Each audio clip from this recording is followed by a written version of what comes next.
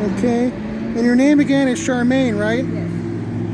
And you were telling me about the homeless people here and something you wanted to know about, people to know about them.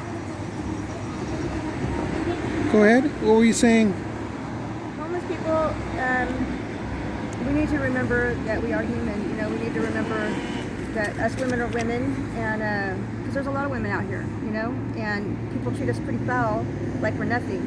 And I've been a taxpayer for many years, and just because I have nothing now doesn't mean that I'm not somebody. So in my group, we sit and we talk, and we put on makeup, and we remember why we're women, and How many our spirits back up. how many other homeless women are out here, do you think? A lot. And what is the age group? I'm going to say from about 28 and 65. So there are some younger people there. And you've been homeless for about a year and a half, you say? Yeah. Okay. And well, you said people treat you bad. Can you give me some examples of what they do? Can you speak up a bit? They look at you dirty. They will actually. I've been run over 3 times in a year, and Ran over by a by car? a car. Yes. And Really? yes. What do you mean? Literally just ran over.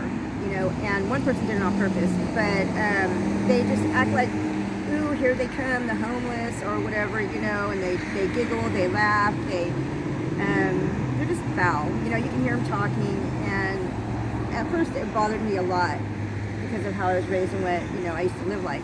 But now I don't really care so much anymore because I think that if that's who they are, then shame on them. I see.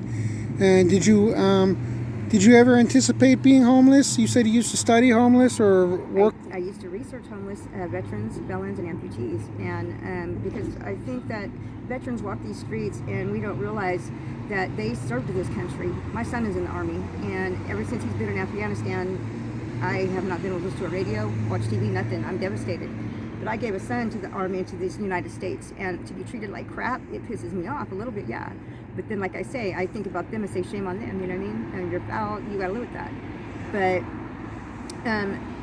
it's just hard to explain that some people, I'm gonna tell you this, some people that are on the streets are foul too. They are.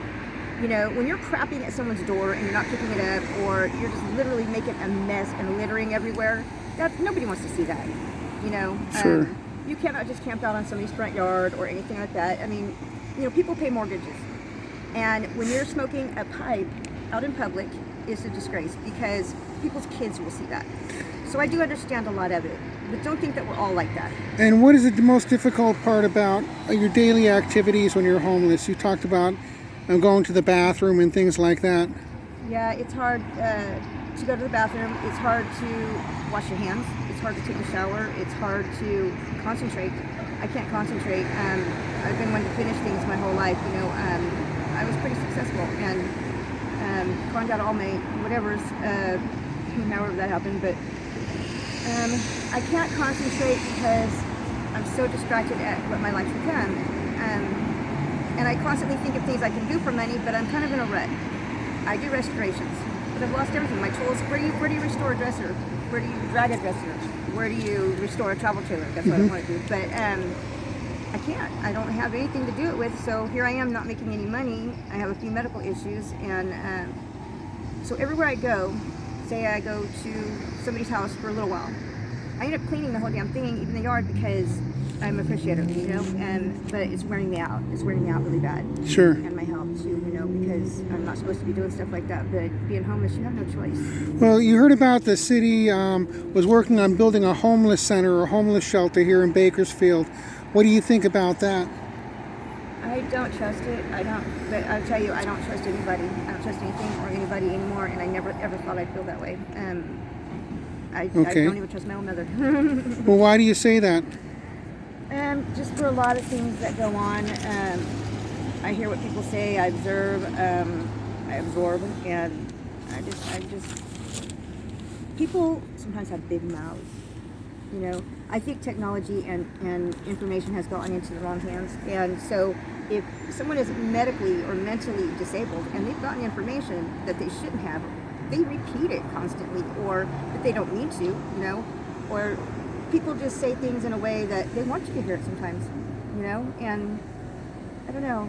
I don't trust anything. I don't even get food stamps. I don't get a check every month. I don't get none of that. I try to provide for myself every day, but Okay. Well, what can the city do? What can the city and the city leaders do for people in your situation? you know what they could do? Have like once a month in the parks, like some kind of show where we can bring talent there. Like some kind of show to where maybe, okay, say I do restorations. I want to bring out something out of your store. Say he does paintings. He wants to bring out a painting. Let somebody bring out some talent. Maybe they'll get hired to do a job. You know, like I was telling somebody else, you don't necessarily have to hand out money. Hand out something that helps them make money. You know, Okay. like if you're an artist, some paintbrushes, a canvas, something like that. You know, see what they could do.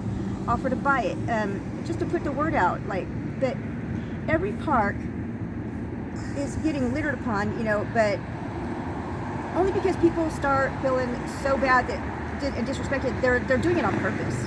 You know, to get attention maybe.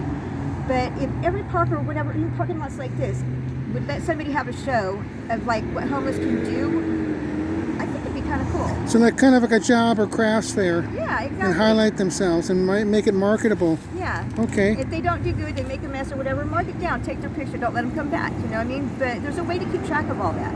There is. You know, I mean, if people are disrespectful or whatever, or just unstable to do it, then you gave them a shot. You know what I mean? You know, that's a good idea. Have you tried approaching anybody with those ideas? No, I also have some ideas about veterans' homes and felons' homes. I have quite a few ideas, actually. I was writing journals on it, and they ended up disappearing, but I've got some pretty good ideas, actually, Okay. to save the state a lot of money. And I think at the parks, even if they might want to have somebody stay there, kind of like at a car wash. You know how they have people in a little trailer stay there? Yeah.